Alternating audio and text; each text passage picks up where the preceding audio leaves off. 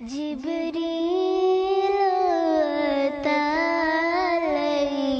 ليلة عسرا ورب في حضرته الله الله الله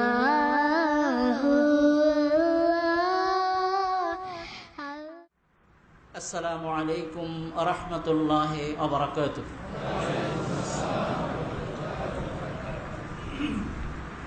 بسم الله الرحمن الرحيم.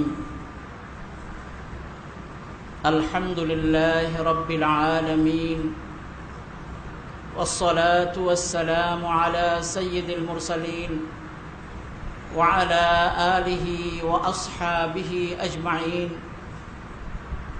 أما بعد، فأعوذ بالله من الشيطان الرجيم. بسم الله الرحمن الرحيم. ولتكن منكم أمة يدعون إلى الخير ويأمرون بالمعروف وينهون عن المنكر وأولئك هم المفلحون. وقال سبحانه وتعالى: كنتم خير أمة أخرجت للناس تأمرون بالمعروف وتنهون عن المنكر وتؤمنون بالله. وقال أيضا: ادع إلى سبيل ربك بالحكمة والموعظة الحسنة وجادلهم بالتي هي أحسن. وقال سبحانه أيضا: ومن أحسن قولا ممن دعا إلى الله وعمل صالحا وقال إنني من المسلمين. وقال رسول الله صلى الله عليه وسلم: لأن يهدي الله بك رجلا واحدا خير لك من حمر النعم. رواه البخاري. আজকের এই বরকতময় মাহফিল,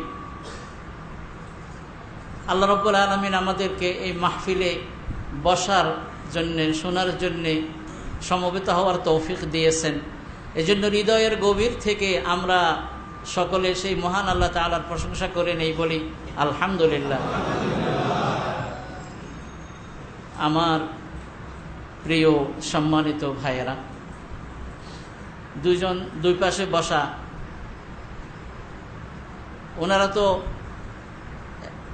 জোয়ান, একজন জোয়ান থেকে আরেকটু বেশি বয়স, আরেকজন একবারে পুরা জওয়ান। আমার একজন স্নেহের নাম ছিল সেফাতুল্লাহ, আমি বলছি যে না, সেফাতুল্লাহ না, নাম হইব সিফাত হাসান।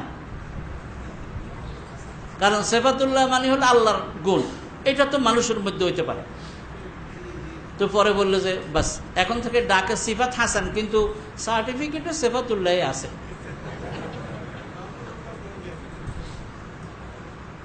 তারপরে ইমাম হুসাইন, এমনিতে তো বড় আলেম মাশাআল্লাহ, আবার আরো একটা তো সম্পর্ক আছেই। তো যাই হোক, আজকের বিষয়টি অতীব গুরুত্বপূর্ণ। আমি যদি শুধু এভাবে বলি, আজকের যে বিষয়টি আমরা আলোচনার জন্য নির্ধারণ করেছি, এটার কারণেই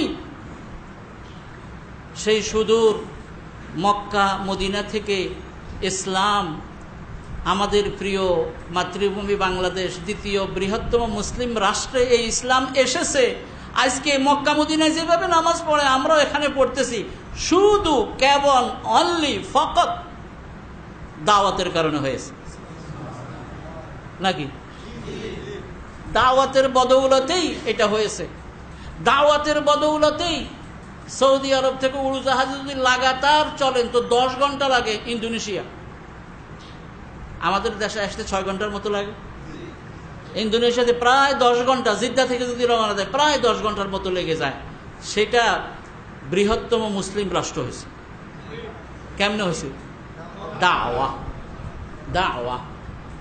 এই জন্যে আজকে যে আলোচনা আপনাদের খেদমতে পেশ করব, সংক্ষেপে, শর্টলি, বেশি লম্বা কথা নয়, বেশি প্যাঁচের কথা নয়, শুধু দাওয়াত কি,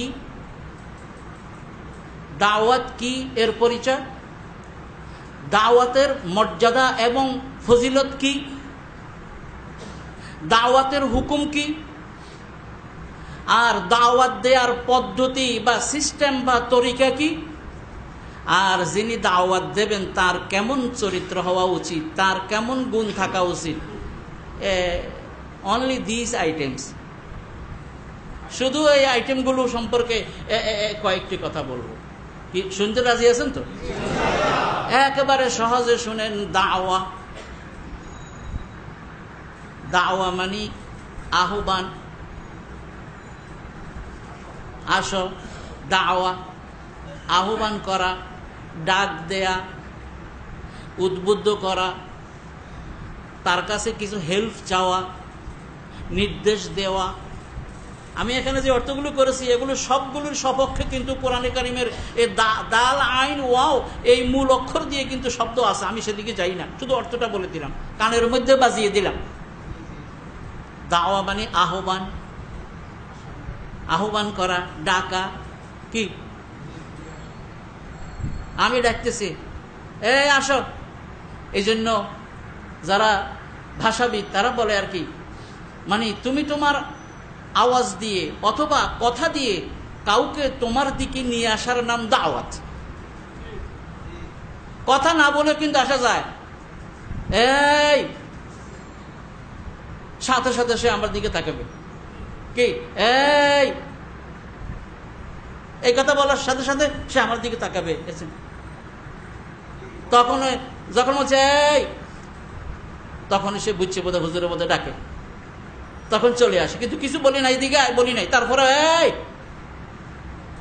এই জন্য ওলামারা বলছেন যে আনতুমিলা আহাদান বেসাউতিকা আও বিকালামিকা, তুমি কাউকে তোমার দিকে ঝুঁকাবে, তোমার দিকে নিয়ে আসবে তোমার আওয়াজের দ্বারা অথবা তোমার কথার দ্বারা। দাওয়া, ডাকা। আর শরীয়তের পরিভাষায় দাওয়াত অনেক অনেক ব্যাখ্যা ওলামায়ে কেরাম দিয়েছেন। আমি সেদিকে না গিয়ে শুধুমাত্র একটা কথা বলি, যেটা সংক্ষেপে, দ্বীনকে জানা এবং মানুষদেরকে সেদিকে ডাকা। কি দ্বীনকে, যে দ্বীনের কথা বলছে, যে ইসলামের কথা বলছে না, যে সবার এক কথা ছিল ইসলাম এবং ইসলাম ইসলাম, তো এই দ্বীনকে জানা আর মানুষদেরকে তার দিকে ডাকা, এটার নাম ইট ইজ দাওয়াত। অল্প কথায়, প্রথমে আমি দ্বীনকে জানবো, তারপর মানুষদেরকে সেদিকে ডাকবো। এটাই হলো শরীয়তের পরিভাষায় দাওয়াত। কথাটাকে আমি বুঝাতে পারছি? আমি নিজে প্রথমে বুঝবো, উপলব্ধি করব, জানবো, শিখবো, এরপর অন্যকে আবার সেদিকে ডাকবো। এটার নাম হলো দাওয়া। এই দাওয়াতের মর্যাদা এবং ফজিলত আল্লাহ, এটা তো বলে শেষ করতে পারবো না।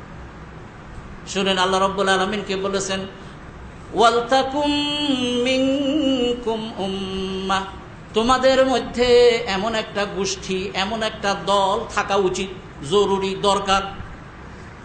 তোমাদের মধ্যে এমন একটা দল থাকা উচিত, ইয়াদউনা ইলাল খায়র, তারা ডাকবে মানুষদেরকে কল্যাণের দিকে।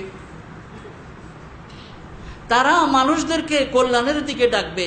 কল্যাণ বলতে তো দুনিয়া এবং আখিরাতে যেটা উপকার নিয়ে আসে সেটাই তো কল্যাণ।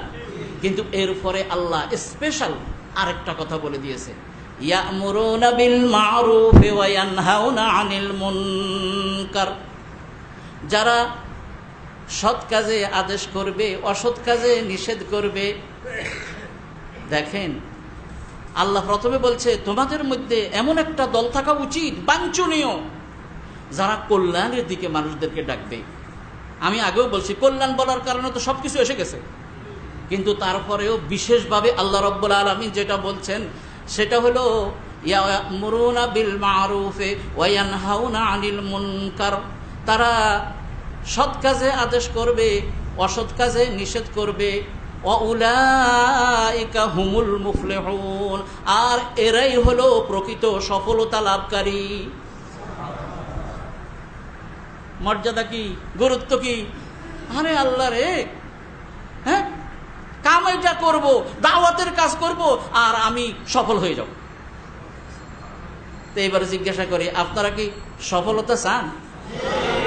কামাল উদ্দিন জাফরি হাফেজাহুল্লাহ, আমাদের প্রিন্সিপাল, তিনি বলেন সফলতা কাকে বলে?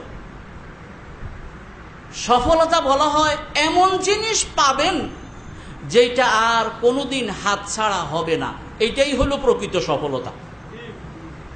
কিন্তু আপনি পাইছেন, যেমন মনে করুন পৃথিবীর সবচেয়ে উন্নত মানের যে হোটেল, এই হোটেলে আপনাকে থাকতে দিছে, কিন্তু 3 দিন 4 দিন 5 দিন 10 দিন 1 বছর পরে কয় কি সময় শেষ, জানবেন কি? এটা সফলতা নেই। এই জন্য প্রকৃত সফলতা হলো যে নিয়ামতটা আপনি পাওয়ার পর আর হারাতে হবে না। কি? এটাই হলো প্রকৃত সফলতা। এই দুনিয়াতে একজন, শুনেন, এই দুনিয়াতে একজন টাকা পয়সা কামাই করতে করতে করতে করতে করতে করতে টাকার পাহাড়, কিন্তু ফলা হবে না, সফলতা হবে না। এই জন্য হয় টাকা পয়সা তাকে ছেড়ে চলে যাবে, অথবা সে টাকা পয়সা ছেড়ে চলে যাবে। ঠিক, হয় টাকা পয়সা, একসময় এরকম হয়, টাকা পয়সা আছে হঠাৎ করে আর নাই, এটা হয়, অথবা টাকা পয়সা সবই ঠিকই আছে, আস্তে আস্তে আস্তে আস্তে নিজে বৃদ্ধ হইতে হইতে বাস, তাহলে ইট ইজ নট সফলতা। এটা কি নয়? সফলতা নয়। প্রকৃত সফলতা হলো যেটা পাওয়ার পরে আর কখনো হারাতে হয় না, আর এটা একমাত্র জান্নাতেই সম্ভব। তো কাছে এবার আমি বলি, প্রকৃত সফলতা আপনারা সবাই চান তো? তো আল্লাহ বলে দিছে, এমন একটা দল তোমাদের মধ্যে থাকা উচিত যারা কল্যাণের দিকে মানুষদেরকে ডাকবে, সৎ কাজে আদেশ করবে আর অসৎ কাজে নিষেধ করবে, আর তারাই হলো প্রকৃত সফলতা লাভকারী। কাজে দাওয়াতের সেই মর্যাদাবান আর কি হলো কোন? এই পাইলাম একটা। তারপরে ওয়ামান আহসানু কাওলাম মিম্মান দাআ ইলাল্লাহ, কয় যে ওই ব্যক্তির চেয়ে কথার দিক থেকে উত্তম আর কেউ হতে পারে যে নাকি মানুষদেরকে আল্লাহর দিকে ডাকে। 24 পারায় ওয়ামান আহসানু কাওলান, কে আছে কথার দিক থেকে সবচেয়ে উত্তম? আহসান শব্দটি সুপারলেটিভ ডিগ্রি আরবিতে। কয় যে ওই ব্যক্তির চেয়ে কথার দিক থেকে উত্তম আর কে যে নাকি মানুষদেরকে আল্লাহর দিকে ডাকে। সুবহানাল্লাহ। তাহলে আজকে যেই আল্লাহর দিকে ডাকার যেই এদের চেয়ে, এটার চেয়ে উত্তম আর কিছু নাই। সাথে সাথে আরো আছে ওয়া আমিলা সালিহান, এবং নিজেও যাবতীয় সৎ কাজ, নেক কাজ, ভালো কাজ করে। ওয়াকালা ইন্নানি মিনাল মুসলিমিন, এবং এই ঘোষণাও দেয় আমি আত্মসমর্পণকারীদের একজন। ওই যে ইসলামের কথা বলেছে, আমি তাদেরই একজন। তাহলে এটার চেয়ে উত্তম আর কেউ হতে পারে না। আমি শুনেন দাওয়াত দিলাম খুব ভালো করে, নামাজের কথা বলে তারপরে বললাম তুই যা, আমি একটু রেস্ট নেই। ঠিক আছে না? কেউ কেউ সুবহানাল্লাহ, দেখছেন কিভাবে মিলে দিয়েছে। অর্থাৎ নিজে মানুষদেরকে ডাকবে, ও আমিলা সালিহান, এবং নিজেও আবার কি করবে? নেক কাজ করবে, আমল করবে। ওয়াকালা ইন্নানি মিনাল মুসলিমিন, এবং প্রকাশ করবে, চুপবে চুপবে না, আই এম এ মুসলিম, এগুলো সে বলবে। তো এর সেই উত্তম আর কেউ নাই। এবারে শুনেন, এটা তো একটা বাচ্চা কিতাব। কুনতুম খায়রা উম্মাতিন উখরিজাত লিন্নাস, তোমরা হলে উত্তম জাতি। উখরিজাত লিন্নাস, তোমাদেরকে বের করা হয়েছে মানুষদের কল্যাণের জন্যে। এরকম আর বাইর করে কেমনে? শুনেন, বাইর করে কেমনে? মনে করুন না এখানে আমরা সবাই আছে, এই আসো, এই আসো, এই আসো, আসো, বাইরো বাইরো, কাজ আছে, গাড়িতে উঠো। ইখরাজ, ইখরাজ মানে হলো সবাই এক অবস্থাতে আছে, সেখান থেকে বের করা হওয়া। এই জন্য কোরআন কারিমে আরেক জায়গায়ও আছে, আল্লাহ পাক বলেন, হে রাসূল, আমি আপনার উপরে কোরআন নাজিল করেছি লিতুখরিজান নাসা মিনাজ যুলুমাতি ইলান নূর, যাতে করে মানুষদেরকে অন্ধকার থেকে আপনি আলোর দিকে বের করতে পারেন। বাইর করা বুঝছেন তো? এদিকে আসো, এই আসো, ধরে ধরে ধরে ধরে ধরে ধরে অন্ধকার থেকে আলোর দিকে বের করে নিয়ে যাওয়া। তো আল্লাহ এখানেও বলে কি, কুনতুম খায়রা উম্মা, তোমরা হলে উত্তম জাতি, উখরিজাত লিন্নাস, এই জাতিকে মানুষদের জন্য বের করা হয়েছে। কি করবে? কি করবে? শুনে, ওই একই কথা, তা'মুরুনা বিল মা'রুফি ওয়া তানহাউনা আনিল মুনকার, তোমরা মানুষদেরকে কল্যাণের নির্দেশ দিবে, হ্যাঁ, ভালো কাজের নির্দেশ দিবে, সৎ কাজের আদেশ করবে, অসৎ কাজে নিষেধ করবে। পরে এক কথা বলে দিয়েছে, ওয়াতুমিনুনা বিল্লাহ, আবার সর্বতোভাবে আল্লাহর উপর তোমরা ঈমানওয়ালা হবে। তাহলে বোঝা গেল যারা দায়ী তাদেরকে স্পেশাল বাছাই করা হয়েছে। এটা দে আর নট নর্মাল, তারা কিন্তু কি নয়, মানে সাধারণ নর্মাল না, তাদেরকে বিশেষ ইয়ে করা হয়েছে। প্রিয় ভাইয়েরা, দাওয়াতের মর্যাদা এত বেশি।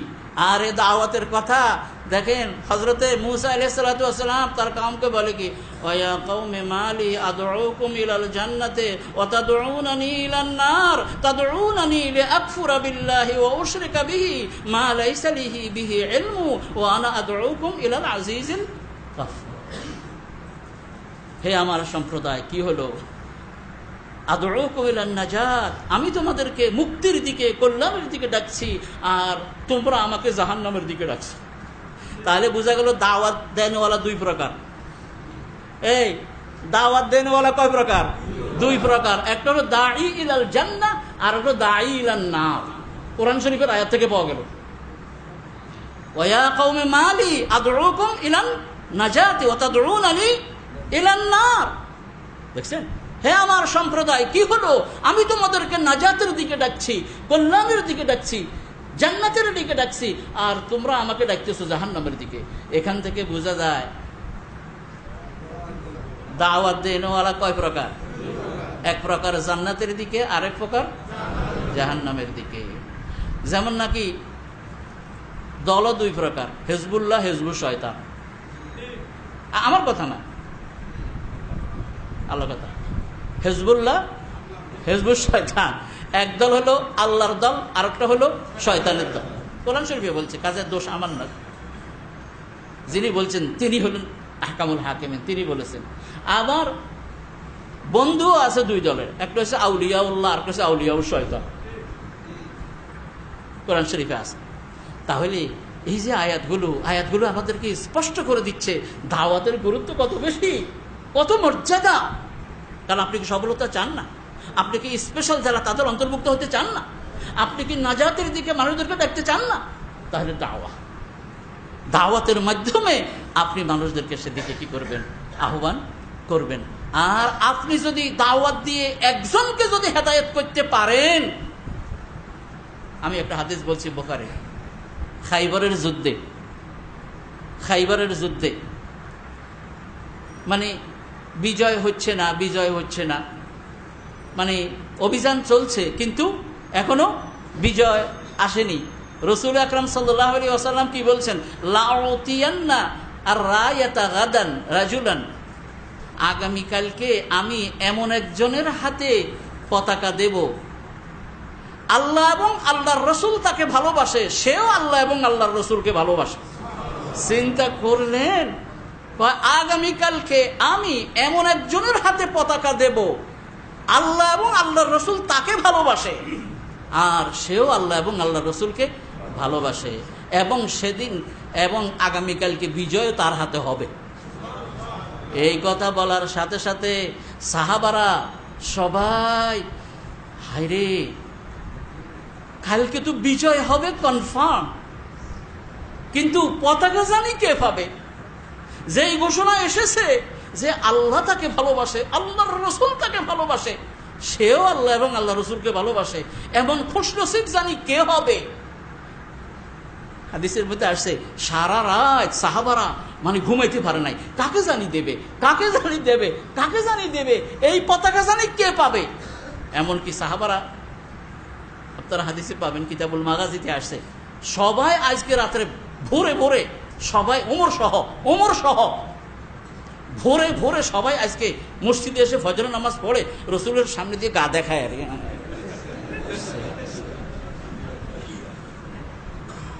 কারণ আজকে যার হাতেই দিবে,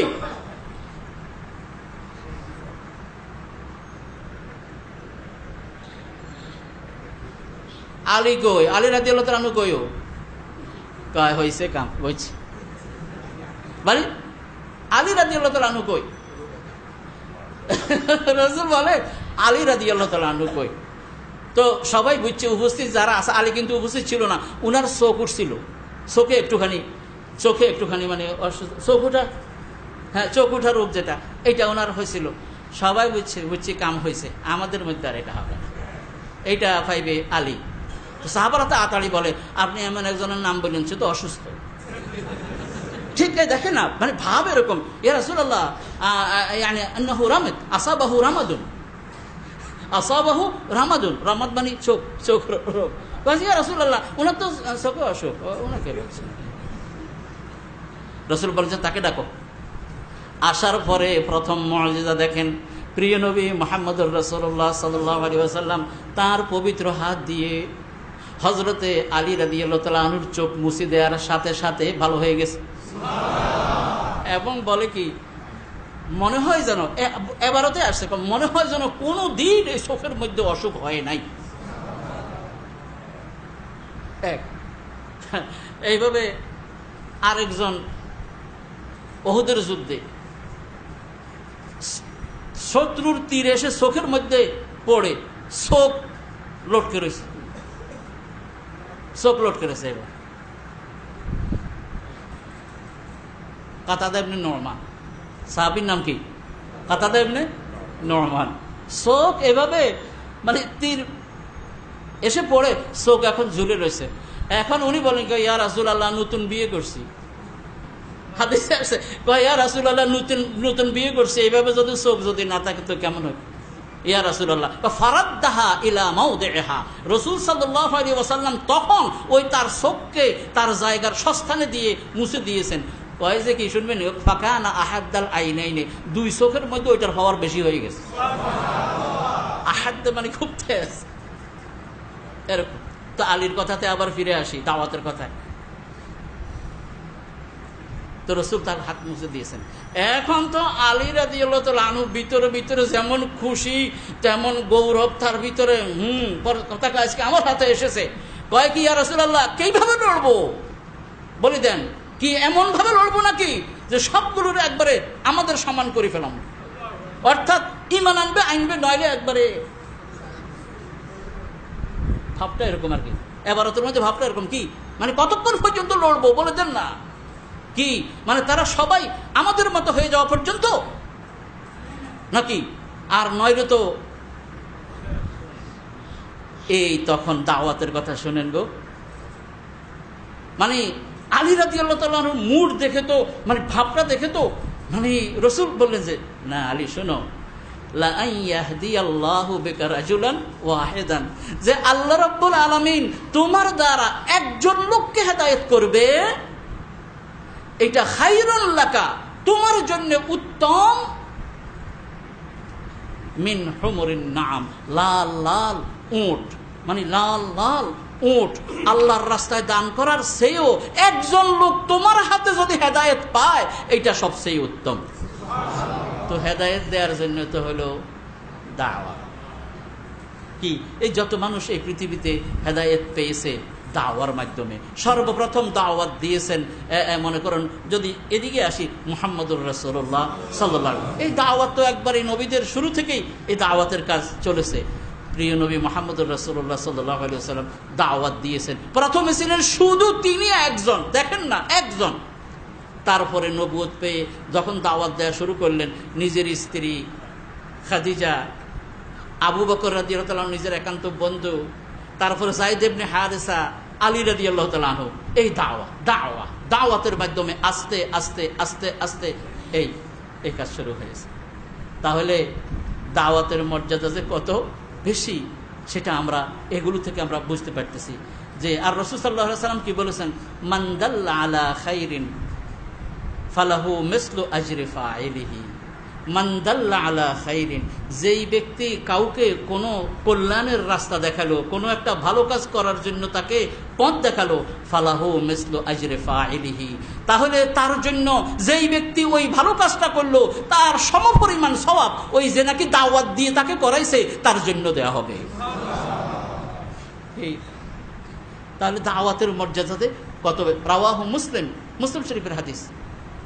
সুতরাং এটা থেকে বোঝা গেল যে দাওয়াতের মর্যাদা অনেক বেশি এবং এর গুরুত্ব অনেক বেশি।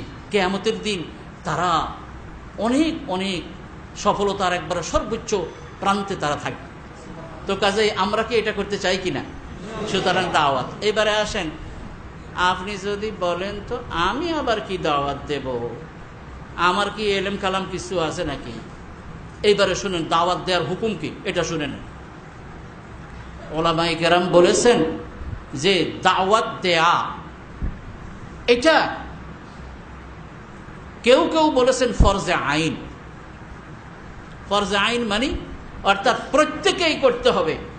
মনে করেন কিছু কিছু কাজ আছে ইমাম সাহেব করলে চলবে আর আমার না হইলেও সারবে, আর কিছু কিছু আছে একবারে সবাইকে করতে হবে। সালাতগুলো কি রকম, সালাত মাফরুদা ফরজ নামাজগুলো কি ফরজে কিফায়া নাকি ফরজে আইন?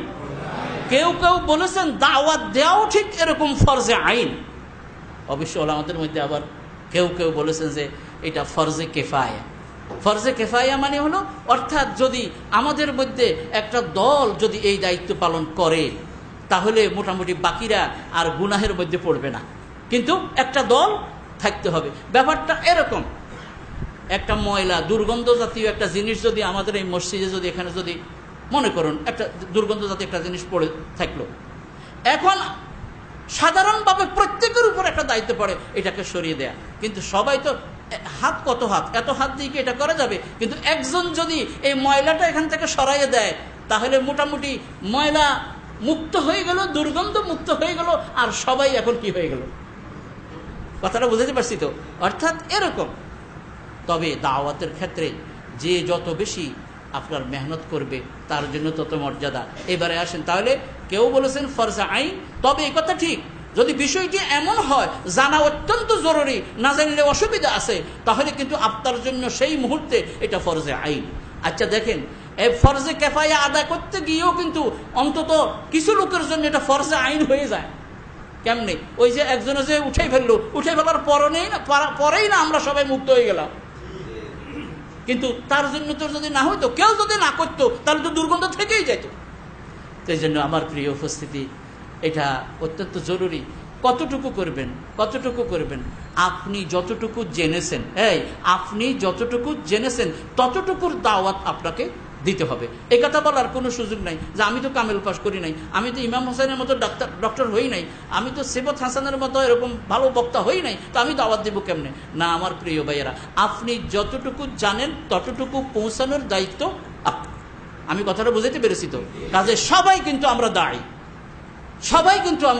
দায়ী, যে যতটুকু পারি ততটুকুর দাওয়াত আমরা দেব। আমরা কি রাজি আছি কিনা? অবশ্যই এই কাজ আমরা করব। মর্যাদা এটার যে কত বেশি সেটা তো আমরা একটু আগেই বলেছি। এইবারে আসেন, এই দাওয়াতটা দিব কিভাবে? আচ্ছা বলুন তো, আল্লাহ রাব্বুল আলামিন এই দাওয়াত দেওয়ার জন্য যেই পদ্ধতি বাতলিয়ে দিয়েছেন এর চেয়ে আর উত্তম কোন পদ্ধতি হতে পারে কি? আবার বলি, আল্লাহ যেভাবে দাওয়াত দেওয়ার জন্য বলেছেন এর চেয়ে উত্তম কি আর হইতে পারে? মুহাম্মদুর রাসূলুল্লাহ সাল্লাল্লাহু আলাইহি ওয়াসাল্লাম যেভাবে দাওয়াত দিয়েছেন এর চেয়ে উত্তম কি আর হইতে পারে? এইবারে আমি আপনাদেরকে কয়েকটা উদাহরণ দেব। কোরআনে কারিমে আল্লাহ রাব্বুল আলামিন বলেন, উদউ ইলা সাবিলি রাব্বিকা বিল হিকমা ওয়াল মাউইযাতিল হাসানা ওয়াজাদিলহুম বিল্লাতী হিয়া আহসান। তিনটা পদ্ধতি প্রথমে কোরআনে কারিমের মধ্যে বলা হয়েছে। কয়টা? এই তিনটার অনেক শাখা প্রশাখা আছে, অনেক ব্যাখ্যা আছে। এক নম্বর হলো উদউ ইলা সাবিলি রাব্বিকা, আপনি আপনার রবের পথে মানুষদেরকে দাওয়াত দিন। বিল হিকমা, হিকমত, হিকমা মানে প্রজ্ঞা, হিকমা মানে বুদ্ধিমত্তা, হিকমা মানে সচেতনতা। অর্থাৎ দাওয়াত যে দিবেন, দাওয়াত দিতে গিয়ে আপনাকে অত্যন্ত প্রজ্ঞার সাথে, বুদ্ধিমত্তার সাথে, হিকমতের সাথে, অবস্থার আলোকে আপনাকে কি করতে হবে? দাওয়াত দিতে হবে। এই দাওয়াত দিতে গিয়ে আপনি সাধারণ একজনকে যেভাবে দাওয়াত দিবেন আর একজন শিক্ষিত লোককে কি সেভাবে দাওয়াত দিবেন? না। একজন যে একেবারে প্রাথমিক অবস্থার মধ্যে রয়েছে, একে দাওয়াত দিতে গিয়ে যদি আপনি যদি বলেন যে মানে বিশ্বকোষের মধ্যে এই কথা রয়েছে, তারপরে ওই যে কি বলে এই শেক্সপিয়ার এই কথা বলেছে, অ্যারিস্টটল এই কথা বলেছে, তারপরে কোরআনে মানে অনেক অনেক হাই ব্যাপারে কথা বললে উনি বললেন চলে যান, আমার মাথায় কিছু ধরে না, দরকার নেই। কি এই জন্য রসুল হিকমা। আবার মনে করুন অবস্থার আলোকে, দেখতেছেন একজন লোককে আপনি দেখতেছেন যে মানে এখন মাত্র বের হয়েছে অফিসের দিকে যাইবে, আপনি বলবেন যে আজকে না ফজর নামাজ পড়েন নাই, আসেন কথা আছে। আচ্ছা কোন আজকে ফজর নামাজ পড়েন নাই তো আসেন কথা আছে, ওয়াজ করি না। অর্থাৎ উনার অবস্থা এবং ইয়ের আলোকে, যেমন রসুল আকরাম সাল্লাল্লাহু আলাইহি ওয়াসাল্লাম দেখেন কেমনে দাওয়াত দিছে। আল্লাহ রসুল কেমনে দাওয়াত দিছে, কত হিকমতের সাথে, কত নরমের সাথে, কত মানে বুদ্ধিমত্তার সাথে। যখন নাকি তয়েব থেকে তিনি প্রত্যাখ্যাত হলেন, রক্তাক্ত হয়ে যখন নাকি তিনি ফিরে আসলেন, মক্কার সমস্ত লোকেরা, কাফেররা যখন নাকি রসুল আকরাম সাল্লাল্লাহু আলাইহি ওয়াসাল্লামের বিরুদ্ধে একেবারে খড়গ হস্ত হয়ে লেগেছে, রসুল যেদিকে যায় পিছনে কিন্তু লোক লাগিয়ে রাখছে। রসুল দাওয়াত দেয় কেমনে শোনেন। মদিনা থেকে কিছু লোক হজ করার জন্য মিনাতে আসছে।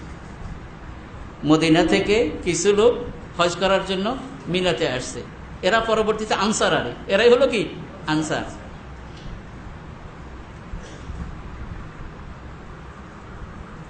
মানে মুশরিকরা আবার দেখে নাকি, দেখলেও তো আবার এখানে ফন্ড করে দিব, মানে ওইদিকে তাকায়। উনি যে খিমার ভিতরে যে উনি ঢুকবে, তো খিমার ভিতরে ঢুকছে। ঢোকার পরে আমি আপনাদের কাছে একটু কথা বলতে চাই, আপনারা কি আমার কথা শুনবেন? যদি আগে থেকে জানতো যে মুহাম্মদ সাল্লাল্লাহু আলাইহি ওয়াসাল্লাম এরকম, তারা গেট আউট। কিন্তু উনি এমন ভাবে, কারণ মুহাম্মদ সাল্লাল্লাহু আলাইহি ওয়াসাল্লামের যে চেহারা, তার যেই অভিব্যক্তি, তার যেই মানে হলো মানে আচার আচরণের যে একটা নম্রতা, বললেন হিকমত দেখেন যে আমি তো আপনাদের কাছে একটুখানি কথা বলতে চাই, যদি আপনারা দয়া করে শুনেন তাহলে বলতে পারেন। এখন একজনের দিকে মুখ সাহায্য করে,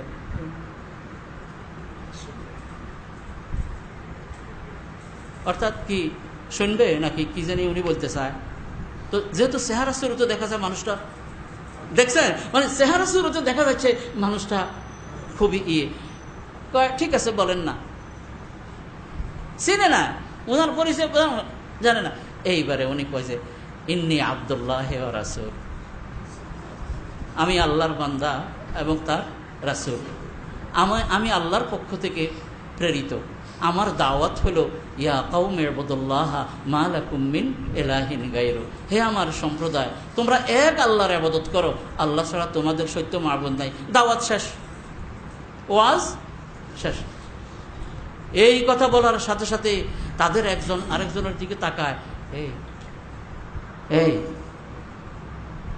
কেমন লাগলো, কি এইবারে ওবাদা ইবনে সামিত রাদিয়াল্লাহু তাআলা আনহু, শোনেন, আপনি যে দাওয়াত দিতেছেন এই দাওয়াতের ফায়দা কি, এই দাওয়াতের উপকারিতা কি, ফায়দা কি? ফায়দা হলো আপনি যদি এই দাওয়াতকে কবুল করেন তাহলে আপনার বিগত জীবনের সব গুনাহ মাফ হয়ে যাবে। তাই নাকি? দেখেন, এই কথা বলেন, যত আকাম করছো জিন্দিগিতে, মানে যত আকাম জিন্দিগিতে করছো এগুলি দেখা যাবে, এটা না, মানে আপনার বিগত জীবনের সব গুনাহ খাতা আল্লাহ কি করে দেবেন? মাফ। তাই নাকি? আচ্ছা, এরপরে বলেন আর কি? কয় যে আল্লাহ রাব্বুল আলামিন পরকালে আপনাকে জান্নাত দান করবেন, জান্নাতের এরকম এরকম পয়সা। এইবারে এই কথা শোনার সাথে সাথে একজনের দিকে মুখ চাওয়াচাই করে, তারপরে আবার বলে এই এখন কি? আবার এখান দিয়ে একটা কথা তাদের মনে পড়েছে, এই যে মদিনার ইহুদিরা এরা আউস এবং খাজরাজ গোত্রের লোকদেরকে বলতো কি, ওই যে আমাদের তৌরাত কিতাবের মধ্যে স্পষ্ট আমরা দেখতে পাচ্ছি শেষ নবীর আগমনের সময় একেবারে ঘনিয়ে এসেছে, হয়তো এসেই গেছে। হ্যাঁ, ওই নবীর আগমন ঘটলে তার উপর ঈমান এনে আমরা শক্তি সঞ্চার করে তারপর তোমাদের বিরুদ্ধে আমরা যুদ্ধ করে জয়ী হব। ইহুদিরা এই কথা ওদেরকে বলছে। এই কথা কিন্তু তাদের অবচেতন মনে গেঁথে আছে। কি বলছে? বলছে যে শেষ নবীর আগমন নাকি মোটামুটি ঘনিয়ে এসেছে, তাদের তৌরাত কিতাবে নাকি এই কথা লেখা আছে, এবং তারা বলতেছে যে মুহাম্মদের আগমন ঘটার সাথে সাথে তারা মুহাম্মদের উপরে ঈমান এনে তারপরে আমাদের 12টা বাজাইব। এই তাহলে ইনি কি সে নাকি? ইনি কি তিনি? তাহলে এক কাজ করো, আমরা আগে মুসলমান হয়ে যাই। চিন্তা করেছেন, ইতিহাস খুলে দেখেন, সিরাত ইবনে হিশাম, রাসূল দাওয়াত দিতেছে সামান্য একটি কথা, সাথে সাথে এরা রাসূলকে আরো কয়েকটা প্রশ্ন করার পরে বলে যে হাত দেন, হাত বাড়িয়ে দেওয়ার পরে সাথে সাথে বায়াত করলো। এটাই হলো বাইআতু আল আকাবাতিল উলা, মানে আকাবা উলার প্রথম মানে বাইআত। এই বায়াত করলো মাত্র 10-12 জন বায়াত করলো, বাস দাওয়াতের শুভ সূচনা দেশের বাইরে দাওয়াত দিলেন। তারপরে এরা চলে গেল। পরের বছর 72 কি 73 জন এসে রাসূলের হাতে বায়াত করে, এবং এই দাওয়াতের পরবর্তীকালে তারা বলছে রাসূলকে, চলেন আপনি আর মক্কাতে কষ্ট করবেন না, আপনি এবং আপনার সাথে যত সাহাবীরা আছে সবাই হিজরত করে আমাদের মদিনায় চলে আসেন। তাহলে হিকমতের সাথে দাওয়াত দিতে হবে, অবস্থার আলোকে দাওয়াত দিতে হবে, কথা হইতে হবে অত্যন্ত নরমের বিনয়ের সাথে, একবারে মিষ্টি মানে সুরে হ্যাঁ দাওয়াত দিতে হবে, এমন ভাবে যে আপনার কথা শোনার সাথে সাথে তারা মন যেন কি করে গলে যায়। ফাবিমা রাহমাতিম মিনাল্লাহি লিনতা লাহুম, আল্লাহ রাব্বুল আলামিনের পক্ষ থেকে বিশেষ রহমতের কারণে হে নবী আপনি এরকম কোমল হয়েছেন, নরম হয়েছেন। ওয়ালাউ কুনতা ফাযযান গালিযাল কলবে, যদি আপনি কঠিন হৃদয়ের হতেন আর আপনি যদি কর্কশ কণ্ঠের হতেন, তো লানফাদ্দু মিন হাওলিক, তাহলে সবাই আপনার কাছ থেকে সরে যেত। কি আচ্ছা বলুন, সব সময় রাসূল বলেছেন যেই কথার মধ্যে মানে নরমতা, এই কোমলতা, এই বিনয়ের ভাব থাকে, এটা জিনিসটাকে সৌন্দর্যমণ্ডিত করে, আর যার মধ্যে কঠোরতা, নিষ্ঠুরতা, রূঢ়তা থাকে এটাকে সে কলুষিত করে। তাহলে দাওয়াতের সবচেয়ে নরম উসলুব হলো যে ভাই এইভাবে, ইয়া আখি, যেমন বাবাই পর্যন্ত ছেলের দাওয়াত দিতে কয়, ইয়া বুনাইয়া।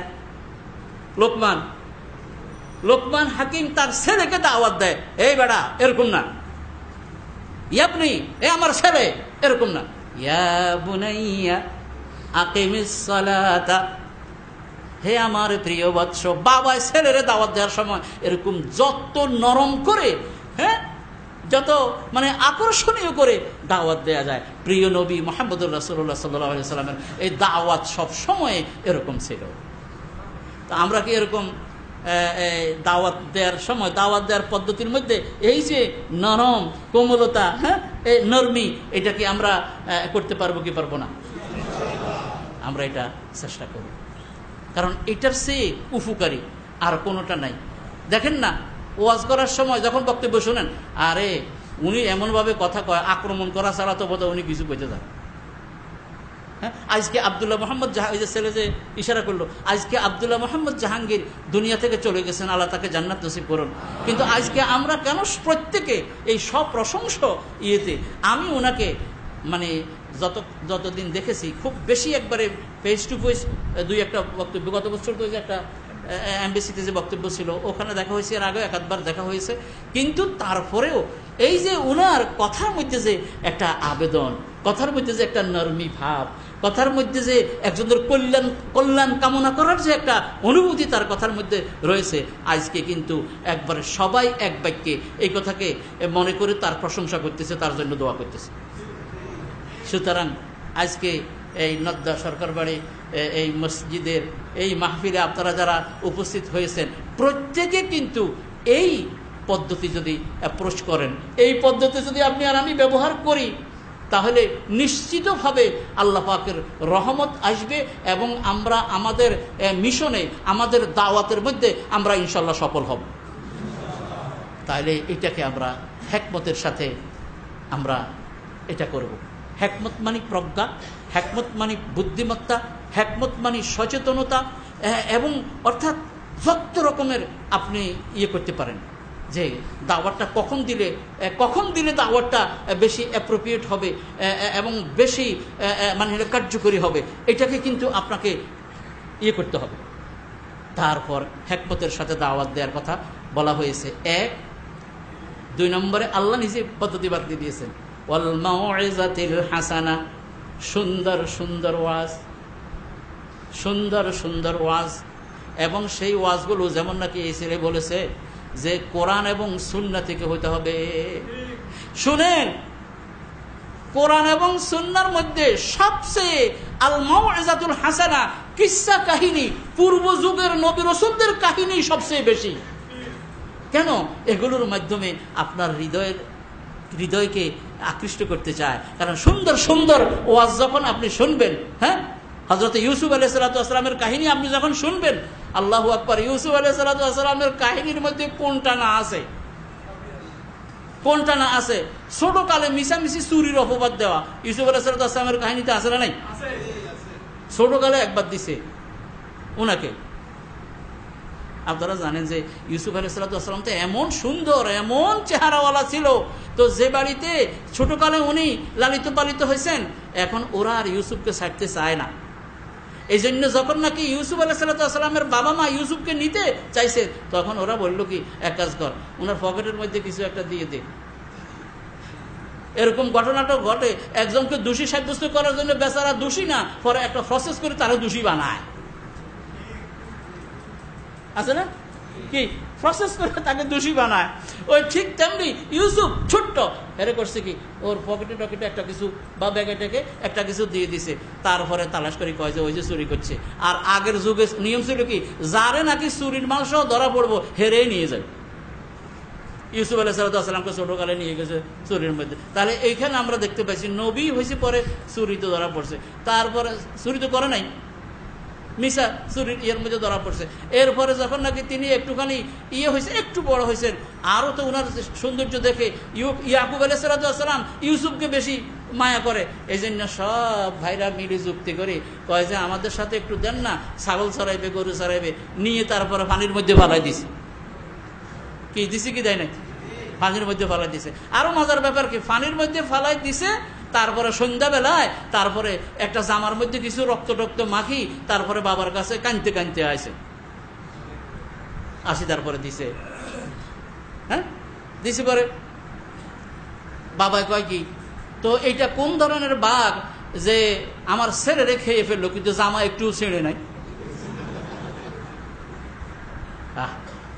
ওই ওরা যে আকাম করছে কিন্তু বুঝতে পারে নাই আর কি, যে জামার মধ্যে তো একটু ছেঁড়া থাকবে, তো জামার ভিতর থেকে তাকে খেয়ে ফেলেছে, জামা অক্ষত থাকলো, এটা কেমন হইল? তো আর তো কোনো জবাব দিতে পারে না। আবার কিন্তু কানতে কানতে আসে কিন্তু তারা, করছে আকাম, আসছে কানতে কানতে। এই জন্যে এই প্রসঙ্গে আবার একটা সুন্দর কথা মনে পড়ছে, দুই বন্ধু আর কি, যেমন সিফত আর সিফতের সাথে আরেকজন বন্ধু, একজন হয়েছে জাস্টিস, আরেকজন হলো বড় আলেম। তো এক বন্ধু এক বন্ধুর সাথে দেখা করতে আসছে, যে নাকি জাস্টিস, তার তো মানে মানে বিচার করার ক্ষমতা তো বেশ আছে।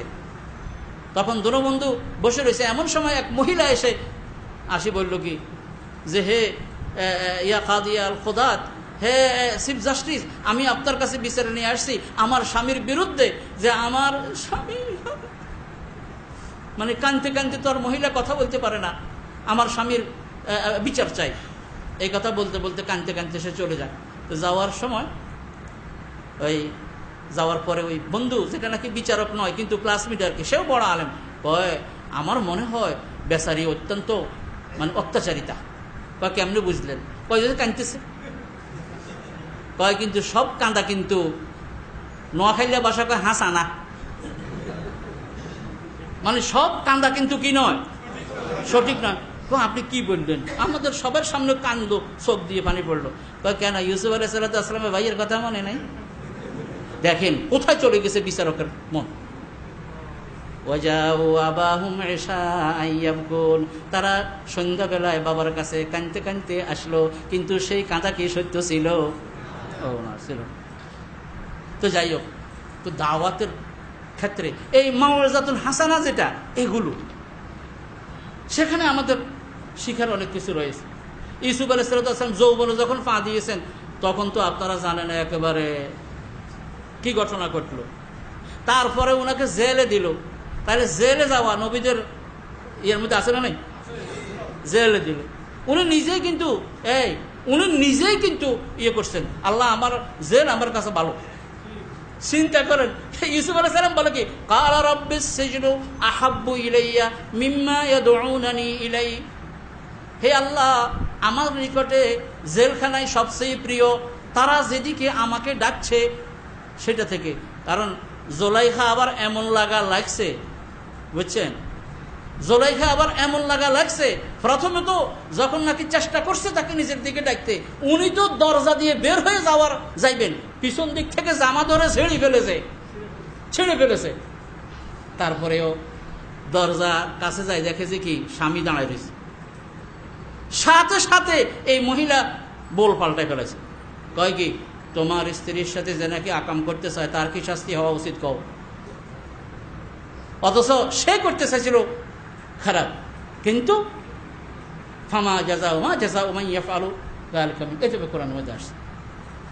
তো পরে তো এ হলো। যেটা বলতে চাইছিলাম, আমার কথা হলো দাওয়াতের আল্লাহর কোরআনের মধ্যে বর্ণিত যে সমস্ত কাহিনী রয়েছে, এগুলো থেকে আমি মানে শিক্ষণীয় বিষয়টা বের করে আমার ভাইদের সামনে যদি পেশ করি, তাহলে ওই যে মাওলানা যে ইশারা করছে আগডুম বাগডুম আরও যত কিছু আছে, এগুলো বলার কোনো সুযোগ আসেনি।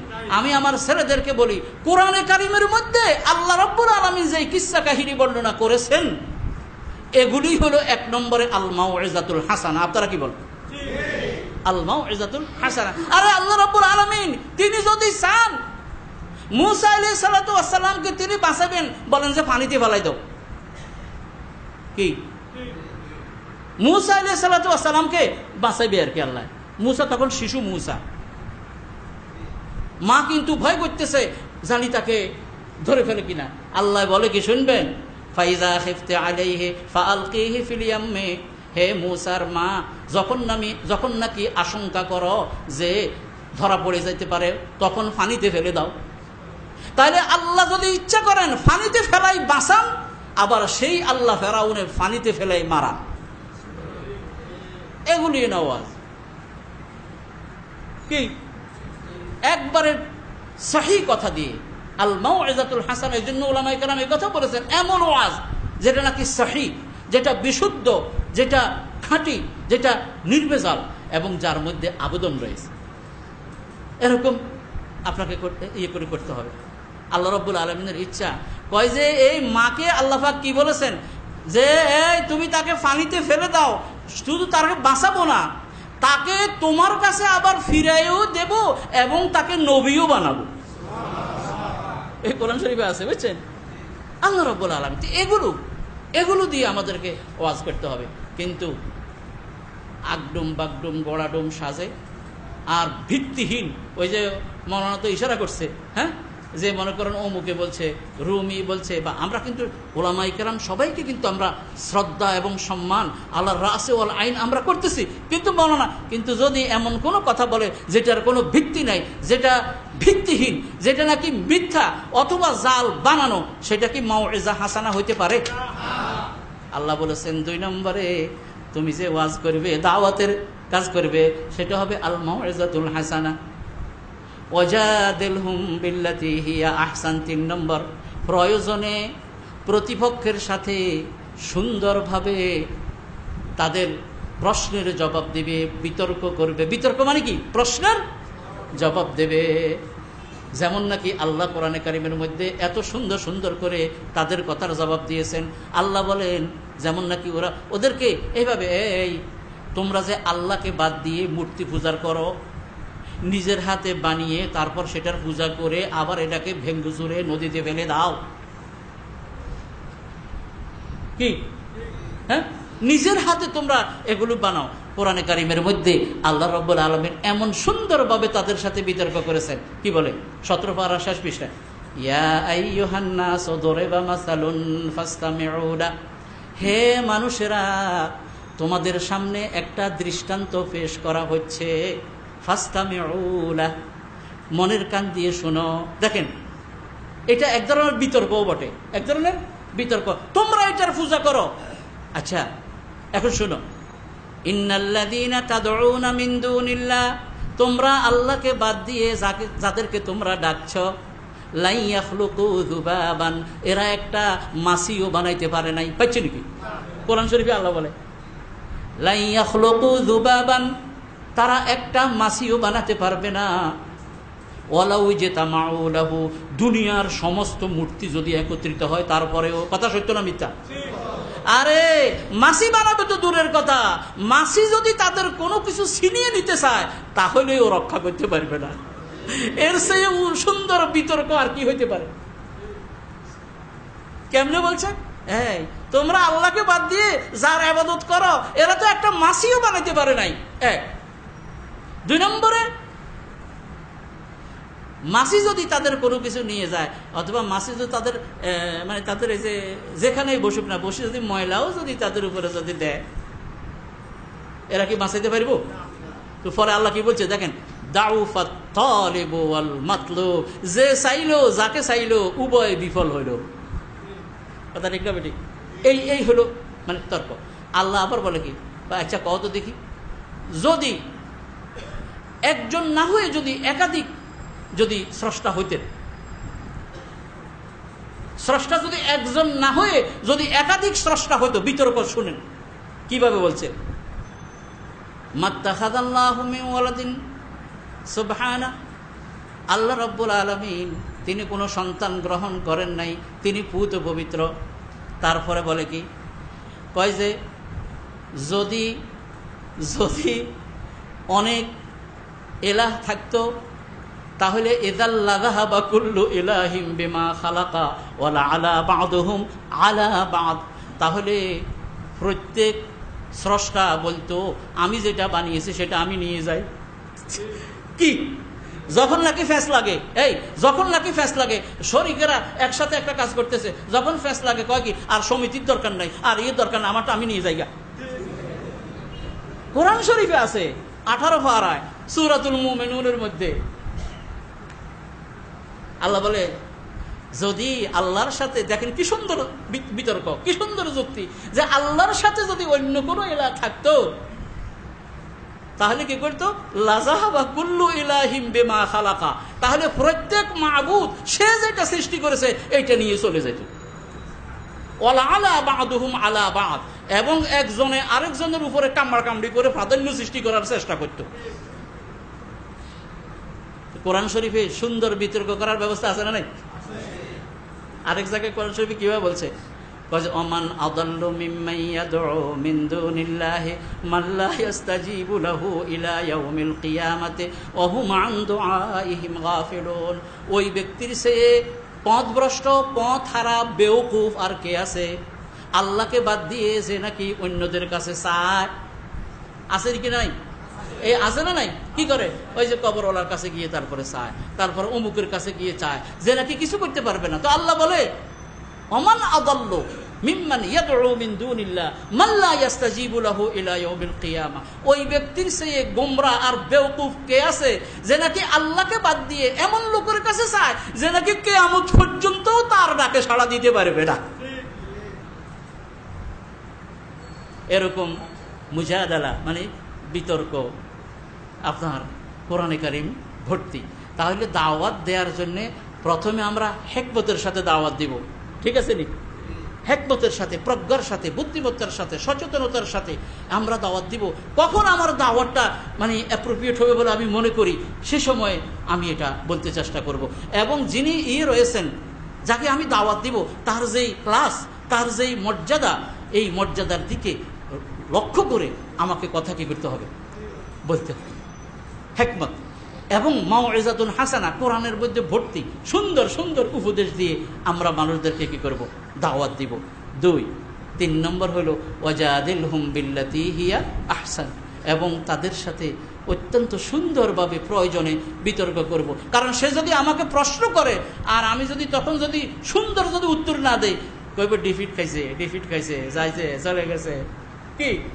কাজেই আমাকে তাদের প্রতিপক্ষের কথার জবাব আমাকে দিতে হবে, তবে সেটা হবে অত্যন্ত ভাবে, জি সুন্দরভাবে এবং যুক্তিগ্রাহ্য এমন দলিল আমি দেব যে এই দলিলকে নাড়ানোর কোনো থাকবে না। যেমন মনে করুন আল্লাহ যে এক, তিনি যে অদ্বিতীয়, তার যে কোনো শরীক নাই। প্রমাণ করব কেমনে, দলিল দেব কেমনে? শুনেন, একেবারে সূরা ইখলাসের মধ্যে তো আল্লাহ রাব্বুল আলামিন পরিষ্কার বলে দিয়েছেন। এরপরেও আমরা বলি কি শুনেন, শয়তান তো আমাদের পিছনে লেগে আছে না নাই? আছে না নাই? শয়তানে বলে কি কয়, সবকিছু তো সৃষ্টি। জি সবকিছু সৃষ্টি, তো সৃষ্টির জন্য তো স্রষ্টা লাগে। যে স্রষ্টা লাগে, তাহলে একটু বলেন তো আল্লাহরে সৃষ্টি করছে কে? শয়তানে দিছে অসওয়াসা ঢেলে, কয় আল্লাহরে সৃষ্টি করছে কে? বিতর্ক কেমন করতে হবে শুনেন, আল্লাহকে সৃষ্টি করছে কে? আমরা বলি না তো, তিনি তো সৃষ্ট নন, কাজে উনার স্রষ্টা কেউ নাই, উনি নিজেই হলেন স্রষ্টা। কয় যে না, শুকনা কথা সেটা বুঝবে না, এটা শুনতে মানি না। বলতে হবে কে? আমরা যারা, আমার মোহতারাম যে বলেছেন, আমরা যারা কোরআনকে বিশ্বাস করি, আমরা তো বলি কুল হুয়াল্লাহু আহাদ, বলুন তিনি আল্লাহ এক। তারপরে কি? আল্লাহুস সামাদ, তিনি কারো মুখাফিকি নন, সবাই তার মুখাফিকি। লাম ইয়ালিদ, তিনি কাউকে জন্ম দেননি। ওয়ালাম ইউলাদ, তাকেও কেউ জন্ম দেয়নি। ওয়ালাম ইয়াকুল্লাহু কুফুয়ান আহাদ, কেউ তার সমকক্ষ নয়। এই কথা তো আমরা বলার সাথে সাথে আমান্না ওয়া সাল্লামনা, মেনে নিলাম, বিশ্বাস করলাম, সামি'না ওয়া আতা'না, শুনলাম, মেনে নিলাম। কিন্তু শয়তানের কাছে যে না, হইতো না। তখন বলি ঠিক আছে, আপনার জন্য জবাব আছে, এইবারে শুনেন জবাব কেমনে। আচ্ছা, এই জবাব শুরু। আচ্ছা, তর্কের খাতিরে মেনে নিলাম যে আল্লাহর স্রষ্টা আছে, তর্কের খাতিরে মেনে নিলাম স্রষ্টা আছে, তাহলে হবে কি? বলবেন যে আল্লাহকে বানাইছে এ, তর্কের খাতিরে আল্লাহকে বানাইছে এ, আমি বলবো হেরে বানাইছে কে? কথা ঠিক না ঠিক? আচ্ছা, বলবে যে আল্লাহকে বানাইছে কে? এ, আমি বলবো এরে বানাইছে কে? হে, হেরে বানাইছে কে? তাহলে হে জীবনভর চলবে, কখনো শেষ হবে না। শেষ হবে তখন যে একজন এমন থাকতে হবে যাকে কেউ সৃষ্টি করে নাই। কি বলেন? যতক্ষণ পর্যন্ত আপনি এই কথা মেনে না নিবেন যে একজন এমন থাকতে হবে যাকে কেউ সৃষ্টি করে নাই, আমরা বলি তিনি হলেন আল্লাহ। কি নয় নাকি? এই কথা কোনোদিন শেষ হবে? এ আর হে চলতেই থাকবে। আপনি বললে আমি বলবো হেরে বানাইছে কে?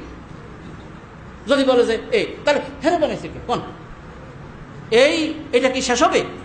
শেষ হবে কেবল তখনই যখন বলবো এমন একজন থাকতে হবে, এমন একজনকে মেনে নিতে হবে যাকে কেউ সৃষ্টি করেন নাই। আর আমরা বলি তিনি হলেন আল্লাহ, লাম ইয়ালিদ ওয়া লাম ইউলাদ।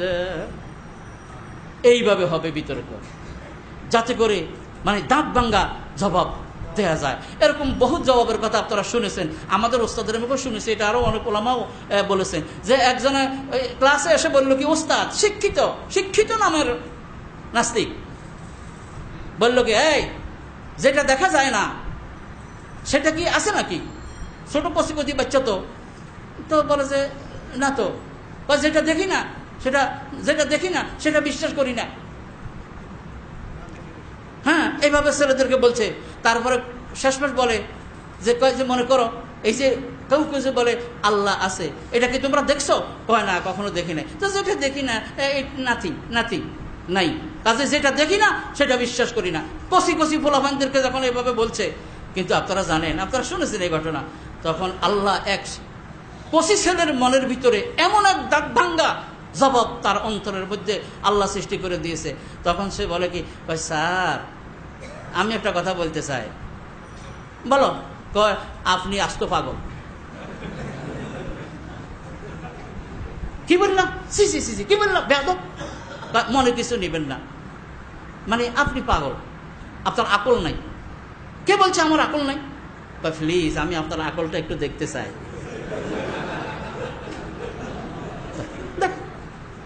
আকল কি দেখানো যায় নাকি? এটা উপলব্ধি করা যায়, বা আমার রবকেও দেখা যায় না, উপলব্ধি করা যায়।